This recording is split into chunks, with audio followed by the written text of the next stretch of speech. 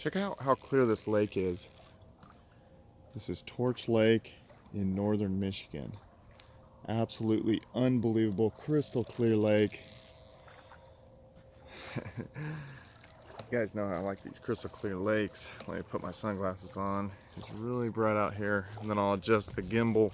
But I want to talk a little bit more about creating a lifestyle where you're able to travel and essentially own your own time. If you think about people in a traditional job or career, always their goal is to get to the pot of gold at the end of the rainbow, called retirement, so that at that point they can own their own time.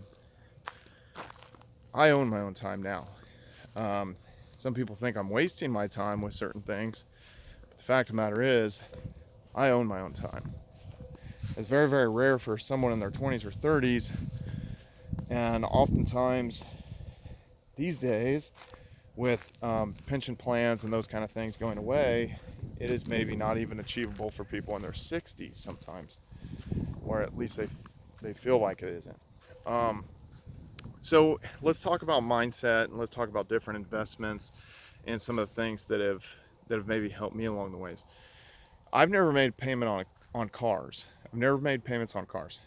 And a lot of people, I even had 6 years ago, one of my friends said, "What are you going to do if that car breaks down?" And I was like, "I'm going to fix it." I just thought it was kind of funny. And oddly enough, with that car, every time I drive it on one of these big trips, I'm thinking, man, this thing's on its last leg. And then I don't know, it keeps making it. So now you might have seen on Instagram or seen one of my other videos that I also have an Audi S8. But again, that car has passed its depreciation curve, and crypto guys want to have Lambos. Well, that has the same engine in it as a Lamborghini Gallardo, and so I kind of got the best of both worlds, past the depreciation curve. So from my standpoint, in my opinion, that was a good purchase for me. And if I want to get out of it right now, I'm either going to lose no money, or I'm going to maybe lose like $1,000. So in that respect, I was able to have something that was more functional than a Lamborghini, but have the performance, that's, some pretty serious performance, and that's been fun and stuff. But as far as that goes, I've never made payments. I've never leased a vehicle, that kind of thing. And I think a lot of people get themselves kind of in trouble with wanting to buy a new car every 2 or 3 years, and they're always making payments, and they're just eternally never really owning anything. They're always just paying out interest. So I think that's one thing that has helped me. Another thing that has helped me is in a mindset category related thing, is the fact that I, over time have realized that nobody really cares about your struggles.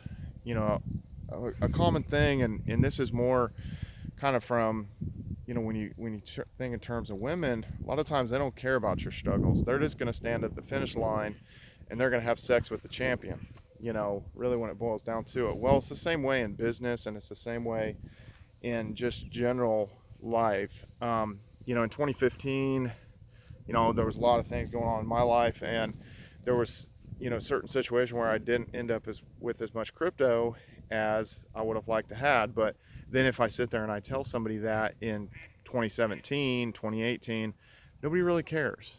Nobody really cares that happened. And, at the end of the day, you got to kind of get past that.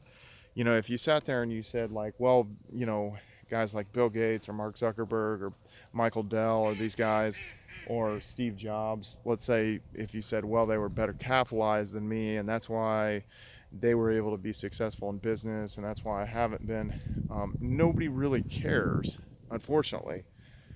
So you just have to kind of take that approach that, if someone's telling you no, there's potentially another route around it, and always realizing that you're kind of the prize, or that person needs you more than you need them in a business transaction, because there'll be always some other person, some other way to work the deal, and not really getting so focused in and caught up on one particular situation. I think that that's helped me.